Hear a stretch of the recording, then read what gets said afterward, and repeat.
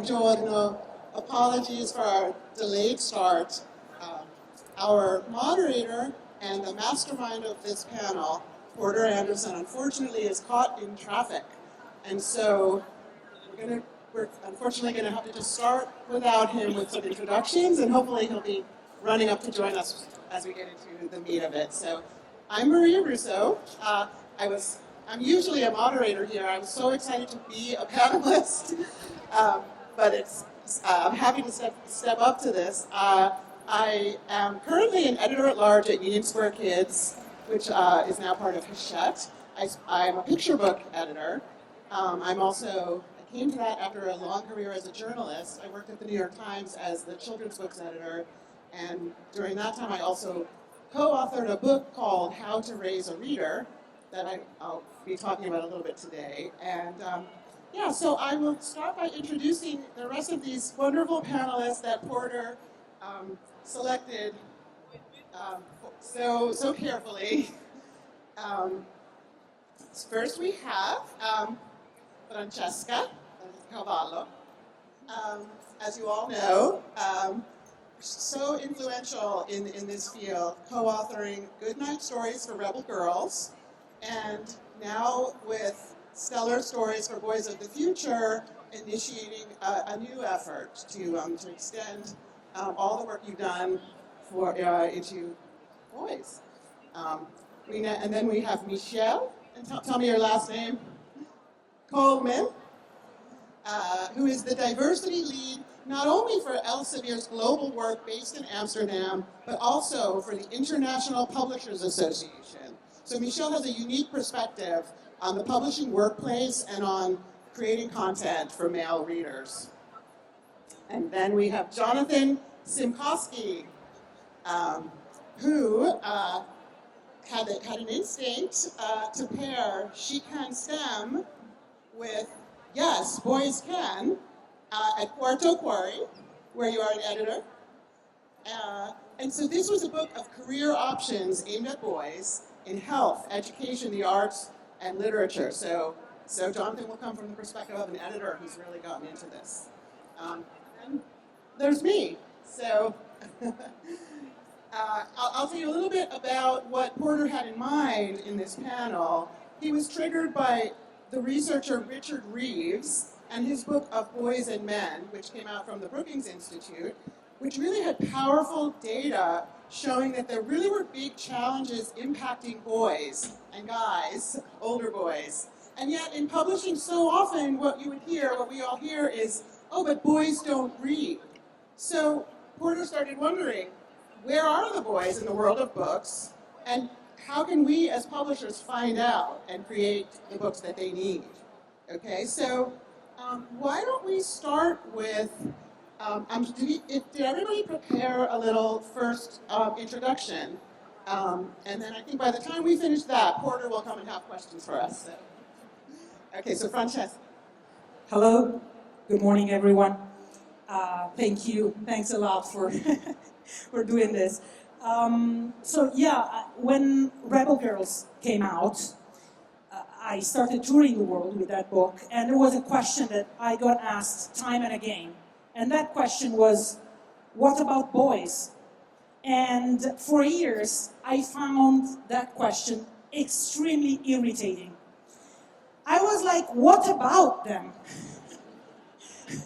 I mean, we've read plenty of stories of men doing great things. We're studying what men think in school, what men did. So can't we have one book without you hovering all over us? And that was my sentiment for years. And then over time, maybe I became a little wiser. I like to think that, I don't know. But I was able to hear that question in a different way, because I realized that many of the parents who were asking what about boys were not trying to take something away from Goodnight Stories for Rebel Girls. They were trying to raise, hello Porter. Thanks a lot.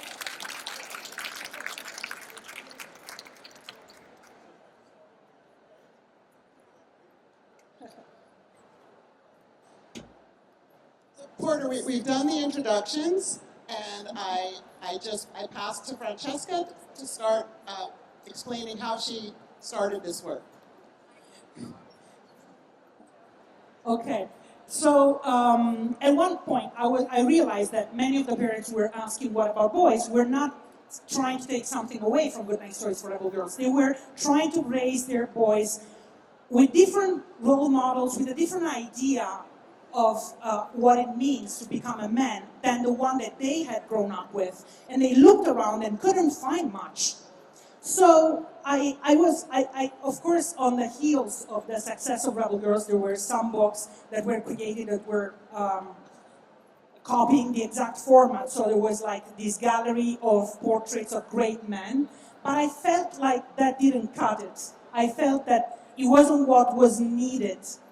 And so I said, okay, well, I'm in the unique position because other people must copy the result of Rebel Girls, but I can try to replicate the process that led me to the creation of that book and see where that leads me. And that work started with analyzing my own attitude. So I realized that when I created Rebel Girls, I had no trouble believing that girls are just as ambitious as boys. I had no trouble believing that girls are as capable as boys. And it's just that we created a culture of subalternity for girls, and then we call it nature. So I thought, well, so why is there a part of me that believes that boys are naturally more aggressive, naturally less empathetic? Couldn't it be that it's us who create a culture of aggression for boys and men, and then we call it nature? At least if I gave the benefit of the doubt to girls, I should do the same with boys, right? So this question opened up 2 years of research into the formation of the masculine identity from an anthropological, sociological, and psychological standpoints. And also it led me to go back to the crime scene, that for me is traditional fairy tales, because I wanted to understand in which ways we were keeping on passing this culture, these gender stereotypes related to masculinity and to what's natural for boys. And I realized that when Rebel Girls had come out, I had spent a lot of time in interviews saying that female characters in traditional fairy tales are not as free as male characters. I'm a little embarrassed to say that a few years after giving these interviews, I fact-checked myself, and I realized that male characters were not as free as I thought they were.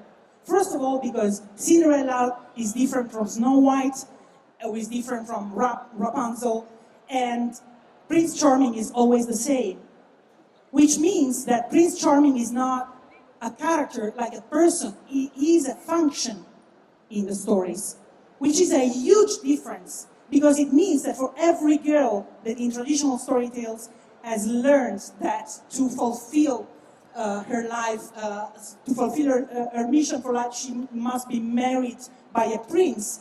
There is a boy who learns that he either saves the princess or he doesn't have a reason to be in the story, which is really big if you think about that. And the other thing that I realize is that we know nothing of the inner life of male characters in traditional fairy tales. Like, we know that Cinderella is sad, that her sisters are jealous, that her stepmother is envious.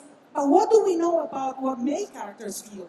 The poor father of Snow White, he loses his wife, he marries an evil woman who separates him from his only daughter, and what do we know about what he feels? Absolutely nothing. So I realized at the beginning, when I had started this project, I thought that I was going to end up with a retale of traditional fairy tales with male characters that were more round, with a more honest dialogue with themselves.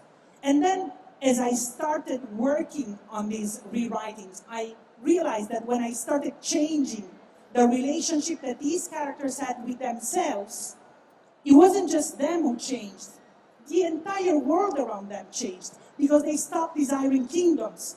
They stopped desiring to marry a princess who wouldn't fight alongside them, but who stayed hidden behind a tree.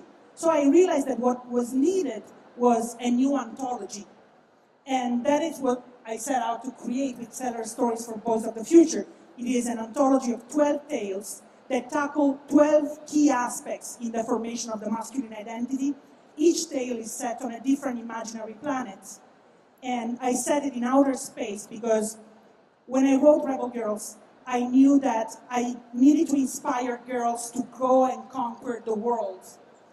And when I started working on this project, I realized that boys needed to be invited to conquer themselves. And that the space that is inside us is, by definition, boundless.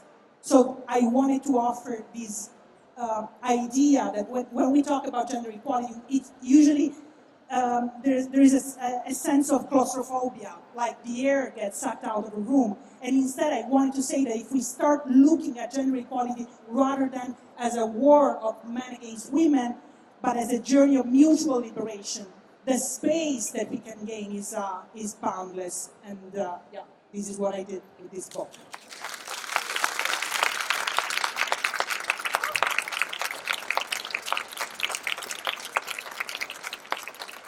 Isn't she fantastic?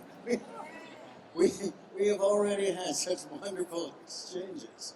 And I learn something every time she opens her mouth. It's incredible. It's really wonderful. Now, it's great to see you all. Thank you for putting up with my ridiculous late arrival, made possible by Elena here. Thank heavens. I am Porter Anderson from Publishing Perspectives. I'm the editor-in-chief. And I'll tell you very quickly one of the things that got us here today. A piece came in from the awards program for young people's books called the Carnegie Medals. Are you familiar with the Carnegies? Yeah, right? Very nice. This was their long list, which is a very long list. And it had 9 books for boys in bad situations on it. This was so striking, even to their own jury, that they made a huge thing of it. They led with it. They came to the press saying, we've got this amazing pile of books for boys here. Almost as if it had really shocked them and not been what they thought was going to happen. And I thought, how magnificent that this very old, very respected program, of course, that the Carnegies was, one, open to this, that its juries are working that carefully to look for material that may answer some of the problems boys are having. And then to get it out there to the press and say, here it is. I will say one more thing before I turn here to our friend Jonathan, who is going to tell you about this one. I met a man named Richard Reeves, who has written a book called, and I highly recommend it, Of Boys and Men. That's Of Boys and Men. It publishes from the Brookings Institute, although it's now being picked up by many publishers around the world. Very highly respected, very well received. And what Richard is a researcher and a father of three boys. He's from Peterborough, England originally. He now lives in America. Richard had decided that what he was seeing was trouble because he looks across like a data guy does across a society. And he saw that boys were no longer keeping up at school. They were trying to drop out of school and at very young ages. They were not able to make their grades. They were not able to grow up a little bit more and find girlfriends. They were not able to deal with their parents. They were hiding in the basement playing video. Something was going wrong. They weren't socializing as much anymore. Then when you get into the college ages, they're not able to get into college. If they do get into college, they fall right back out. They can't handle the problems that are going on. Then they can't keep a wife. They can't keep their children. And when I had a little conversation in London Book Fair last year about this, a young lady from Yorkshire said, yes, we have just had 6 suicides in our little town from young men who felt they weren't making it in life. Very sad. And I realized, you know what, 15 years ago, young women were having body issues a great deal of problems with. They were having struggles with self-esteem. They were trying to find their place in the world, their traction, how do they move forward. You know who stepped forward was publishers. We have magnificent books for young women, great women of history. You can do this, you can do that. Of course you can, and it has made a marvelous difference. I'm so proud of the industry for doing this. It's really very wonderful to see it happening. And I was turned on by that when I started realizing this sounds very much like what the guys were going through. So is Richard Reeves, and so is this man, Jonathan Zunkowski, at Quarto, very great acquiring editor there, was able to perceive that while he was working on a book called, is it She Can STEM? Right, there's one of those books. You can do the STEM jobs, right? He thought, wait a minute, what about one called Yes He Can, that actually offers 50 wonderful professions in what Richard calls the healing area, education, health, teaching, and you can actually get there with the guys too, helping them realize this. It goes back to a very funny saying from Richard when he had his three-year-old in the car. They were driving back from a doctor appointment. His son, Cameron, looks up at him and goes, "Daddy, I didn't know that guys could be doctors." And he said, "What do you mean?" And he said, "That's the first guy doctor I've ever seen." Now, he was young, of course, but the National Health Service is full of very fine women physicians, wonderful ones, and he simply hadn't seen a guy. Suddenly it reversed. And in Richard's very clever mind, he was going, this is interesting. This is something that's shifting in the way we think of gender roles and how people think of it. So I'm going to ask Jonathan to tell us now about Yes He Can, how it came about, what it means, and thank you for it. So good to have you.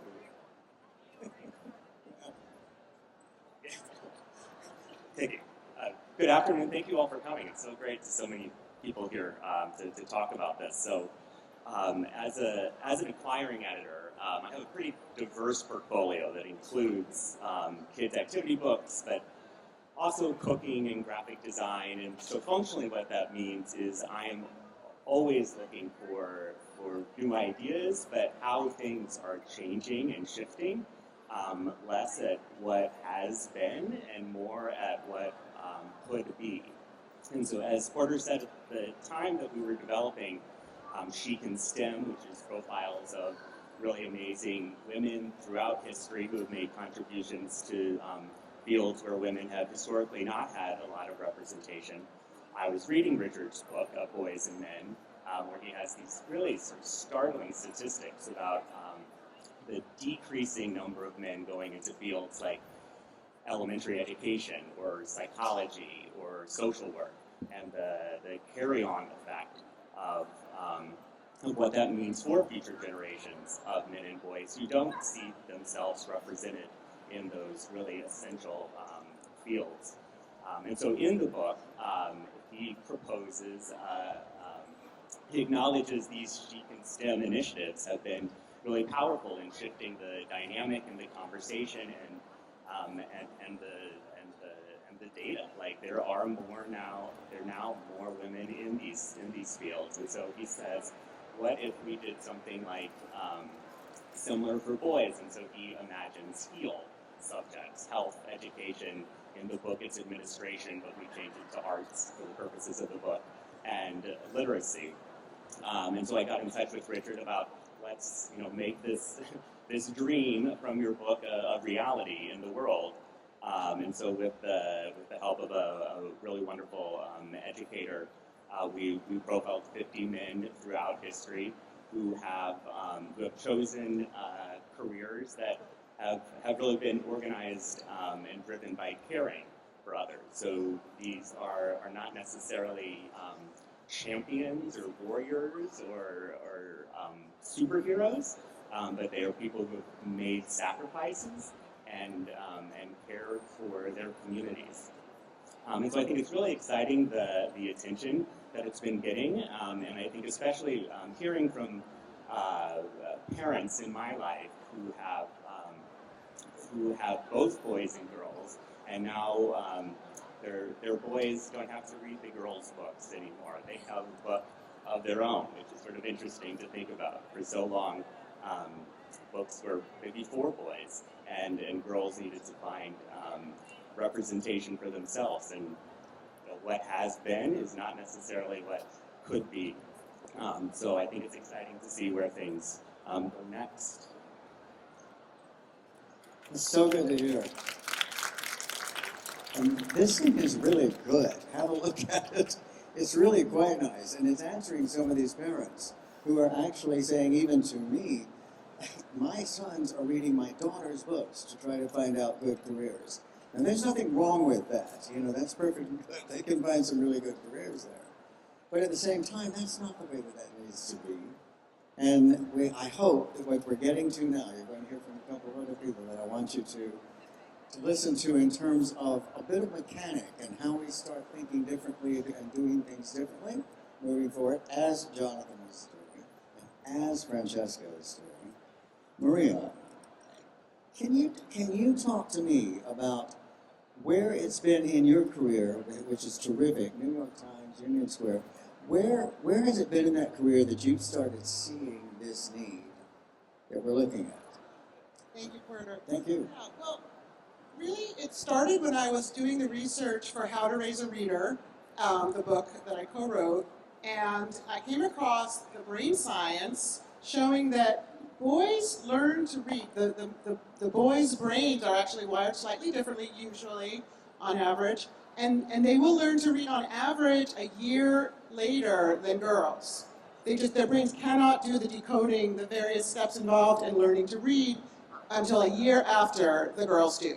But our schools, in the US at least, and I know in some other countries, are teaching all the children at the same time, expecting the same results from the boys and the girls at the same time. And so from the very beginning of their lives as readers, the boys are behind and stigmatized and feeling that they're not good enough, they're not succeeding. And from there, many parents might have, I have two boys, so I've had these experiences. That's where often behavior problems will start in the classroom because they can't do it, and some of the teachers aren't quite accommodating that. So that really interested me and disturbed me. Another piece of research then that fits into that is that the boys' brains and male brains in general tend to be more visual. They tend to absorb information better visually than verbally. Again, these are all averages. There's obviously a huge range within all kinds of brains. But, so that means that the other thing that happens definitely in the US is that when we're teaching reading, when we're trying to create readers, introduce children to books, there's this progression in a lot of the minds of the parents and the teachers from pictures and picture books to words and reading, and the words and the text is the goal. And when you get to the goal of reading words, you leave the images behind. And that's just a disaster for boys, right? Who will tend to, first of all the children's brains, all human brains, we're doing better when we process visual and verbal information together. It creates much more aliveness in our brains. And so when you have an education system, as we have that de-emphasizes the visual, it's a problem, but especially a problem for the boys. So I became very galvanized by this. As the children get older, another anomaly really in the US is that comics, which here in Europe, especially in France, are an art form, are revered, are understood as a wonderful way to learn to read, a wonderful way to deliver information to children. In the US, they're seen as, for a long time, again, this is really changing, but superheroes, and they're trivial, and in fact, they're harmful. I've been in classrooms where the teachers don't allow graphic novels. They don't count as reading. And it was just ridiculous and shocking. So so little by little, I really, part of my mission has been to raise awareness for the importance of illustration, of visual, the equality. When our brains learn to read, the first step is just sequentially decoding information, narrative. It can be visual, it can be verbal, it doesn't matter. If your boy is following a story in pictures he is reading. And a lot of people don't realize that, and that boy is like, oh, you're not reading yet. So if we want to create a culture of reading and welcome the boys into it, it starts really at the beginning. And so I really felt strongly about that. And then, of course, then I eventually became an editor of picture books somehow. It was a long journey. And now in my work, acquiring and editing picture books, I am just devoted to the picture book form and to keeping picture books in children's lives longer. Again, in our country, they tend to try to move them past picture books into, novels and early readers. I fight for the picture books in the classroom, in the home, forever, but at least until middle school. And the final thing I will say, a wonderful thing has happened in the United States. One wonderful thing recently, which is that our new children's laureate, Mac Barnett, is just the most wonderful advocate for many things, but especially for picture books. And his platform for his tenure, which is a 2-year tenure, is going to be championing picture books.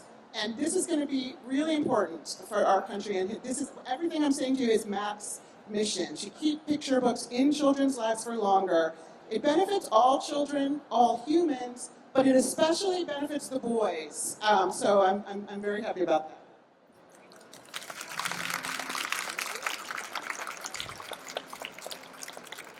Thanks, Maria. And you make a couple of wonderful connections for us. One of the things that Richard Reeves, the researcher, is advocating for is to simply start boys a year later. Give them a chance to catch up, feel better, walk into a room where they're not looking like the dunces in the room, and actually be able to say, okay, now I can handle this. It would be a wonderful move. And the other thing, when you're talking about these wonderful understandings of how guys' minds work, if they work sometimes, one doesn't always. It's pretty interesting because Luann Brizendine did a wonderful set of studies a while ago. She's a neurologist, and she did a really, really good set of studies. One put out a book called The Female Brain, and one The Male Brain. And one of the most clear distinctions was that guys are kinetic thinkers. You know how the guys, when they're little, are always running around. It's crazy, and yet sometimes girls feel a little bit more settled, a little bit more able to sit down and look and play with something and concentrate. She said this is not an aberration, this is not unusual. They are simply minds built on movement. And so, Jonathan, open yours to a couple of pages, and will you do the same, Francesca? Open your book to a couple of pages. Let us see how much visual there is in here. As a boy walks through one of these books, what he's seeing is movement, kinetics, which is what he wants. He's following from picture to picture, color block to color block. It's great. And this is a utilization of this new research that tells us how kinetic boys' minds are, and that they will follow right along into the world of words, but not leave it because they want this together. Look at the pictures. It's fantastic. And the value of that is certainly so important, as you're saying, Maria. It's pretty amazing to think anybody would not want to see that kind of material, to see graphic novels in their classroom. But, we have all kinds. Now, at this point, I want to talk a little bit about how we get closer to where we want to be. And that is why this incredibly patient Dutchman sitting in the center of the group here is with us. Miguel Coleman is one of my oldest friends in this business. Miguel is with the International Publishers Association, and he is at Elsevier as a senior vice president. And one of the things that Miguel has made a specialty in his life, one of many things, is the idea of what diversity really means. The DEI discussion that's going so crazy right now in the United States and in some other places, it stops with Miguel because he really knows diversity. And it's not just a jingle, it's not just, oh, we got to do this, it's not just the silliness that some members of our right political sides would like to tell us. It's very meaningful. And one of the things that he can tell us is that we are looking at an industry that can produce much of the material we would like to see beautifully. We've seen them do it for girls. but it may be a question of diversity that we need to be thinking about on that. Can you talk to us, Miguel? Thanks. And your mic doesn't work, isn't it great? I worked it out that way, you know. You're still not on. Yes, okay, it works. Thank you, Porter. Right, yes, so first of all, I'm 100% convinced that we as publishers are catalysts of societal change. And how can we bring this about? And we can see this in many areas, whether it's about sustainability, there were so beautiful examples here yesterday around publications around the SDGs, but also diversity and inclusion. How can we get more inclusive books, more diverse books? We see beautiful examples here to my left and right. So one way, of course, is that we as publishers are diverse and inclusive. And so let's look at the data, because there are some publishing organizations which have really accurate data, especially in the US and the UK. But I don't think it's much different in other countries. So what do the data teach us? They show that actually, typically publishing houses are 75% female, 25% male. They're very white, so if you would look outside of a publishing house and see in the cities where they usually are, the publishing houses are much whiter than the more black or the race and ethnicity you see out on the streets. The LGBTIQ plus community is overrepresented. And if you would ask them about their mental health, actually the story is quite dismal. So a little bit tongue-in-cheek, I always say, the publishing industry is white, it's female, it's queer, and it's depressed. I mean, it's a bit of a joke. But that is an interesting point, right, for what we're trying to achieve here. Because we all are convinced it's absolutely really good to have great books for boys and men. We know that better boys and men are crucial also for the society we live in, where women can thrive. But our publishing houses are really geared, towards female readership, books that are bought by women, and our mindset is not really there. So I almost feel this is like a commercial opportunity, which is like waiting to be kind of picked up for publishers, that they can really embrace it. And I know, a bit also from talking to you in the past, it was not so difficult to pitch your book. It was not so easy to pitch your book, right? Not at all, because we are kind of, have the mindset like we know the readership, and most books are read by women, so why should we not publish more books for women? And you're going a little bit against the grain here. So I think that's one of the things that would be really good to keep in mind.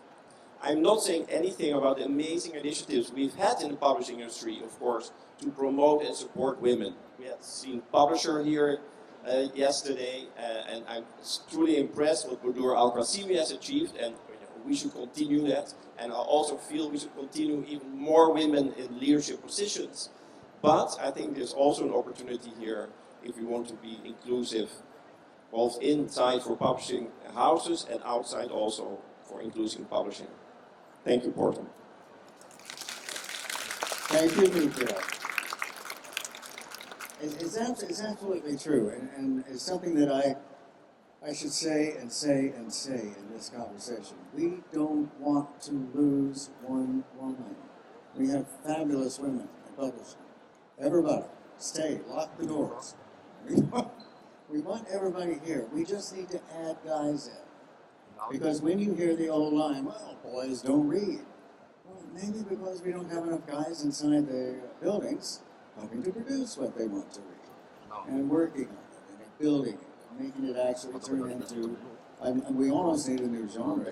We almost need a new sector to come along. And Miguel's point is so good about the economics too. You can tell I'm American now, I'm talking economics, right? But the thing is that why are we leaving male money on the table? Yeah, they do have something in those pockets, and it's money. And it's kind of we're depending, we're relying on the women to do all the buying, do all the choosing, bring it home, open the book in front of them, and that kind of thing. It's silly. We need to get the guys involved. We need them to be proactive and think of, I could use this money on a book. At that point, I want us back in this theater, and we're all going to be talking together about what has been achieved, right? We cannot leave male money on the table, and we cannot leave male minds and hearts, and especially when they're in so much trouble, when they're in so many difficult situations in society, and falling behind. Talk to your parents of kids who are male, and they will tell you, after they calm down a little bit, and you get them in a quiet point, they'll tell you they're worried. Things are not looking like they're going like they're supposed to. And they're not wrong, they're right. So, the next thing I want to say is how grateful I am to see all of you. This is a terrific turnout. Thank you. And many of you have had to stand on your feet the entire time. However, we have a couple more minutes. Would someone like to ask a question of one of these terrific guests? Oh, great.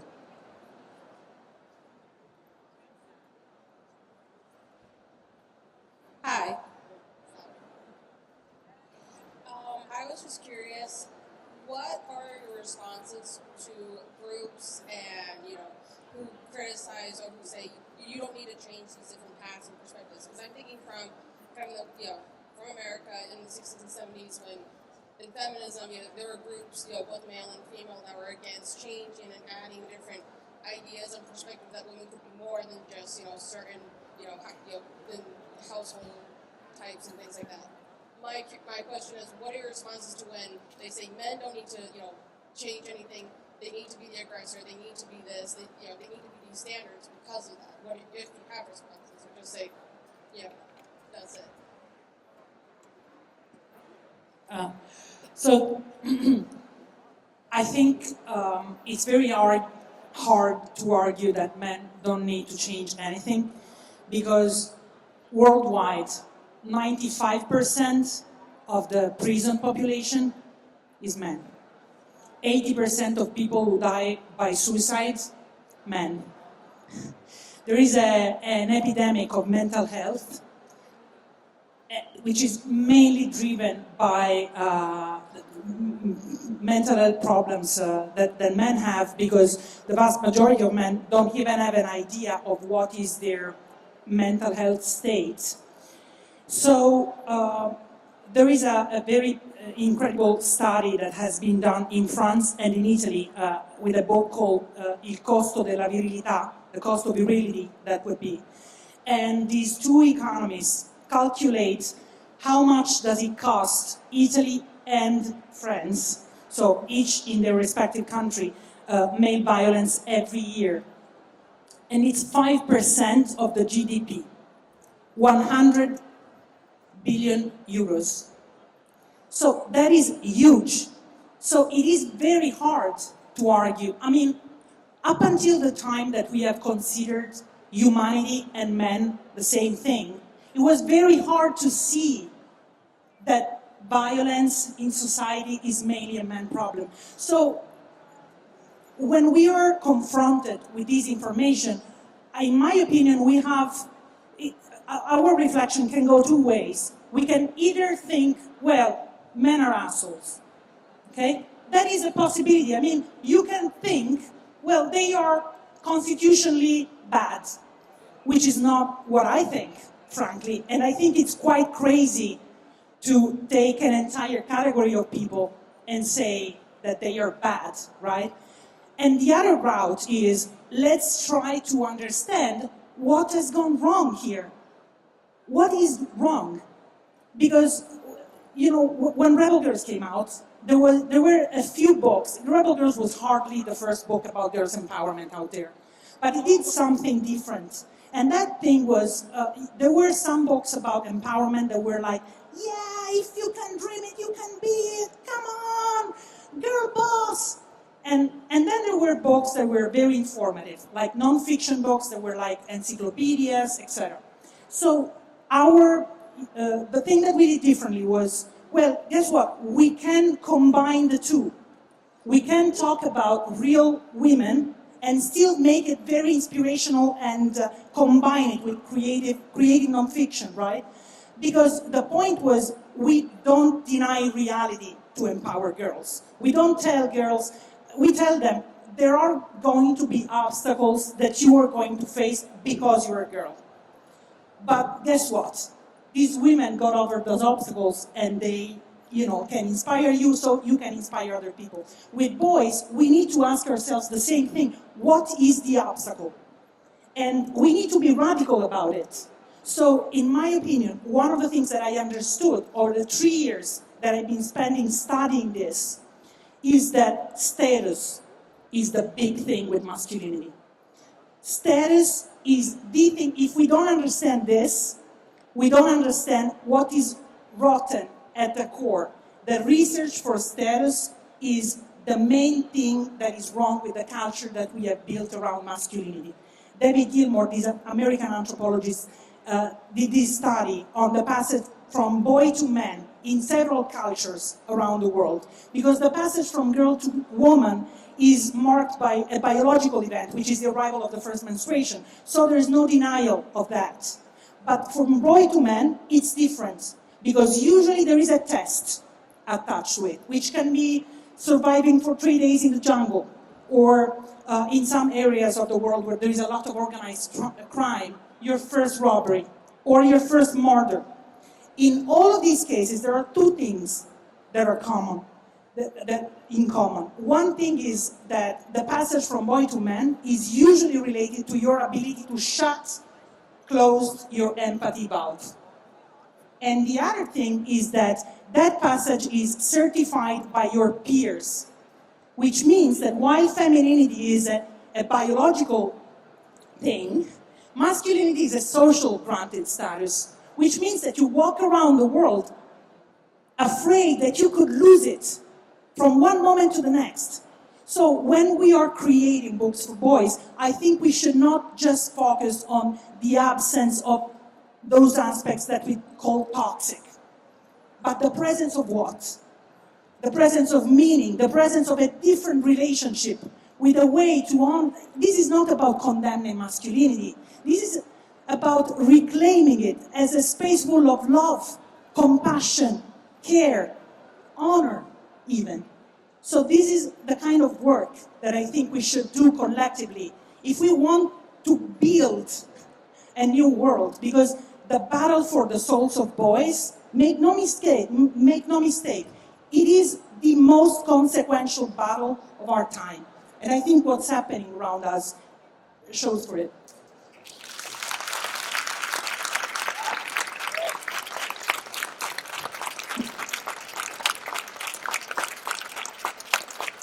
I told you, every time she opens her mouth, it's amazing, isn't it? It's beautiful. Thank you. No, and the thing to remember is that in the battle for the souls of boys and men, they're trying to come back. They're trying to find their way. They need guides. They need signals. They need somebody saying, here, that's what books can do. I hope you'll think about it. What I would like you to do now is go back to your homes and to your workplaces and talk to your colleagues about this. Sometimes it takes a little nerve, because there are people who are very, very edgy about any kind of gender subject, of course.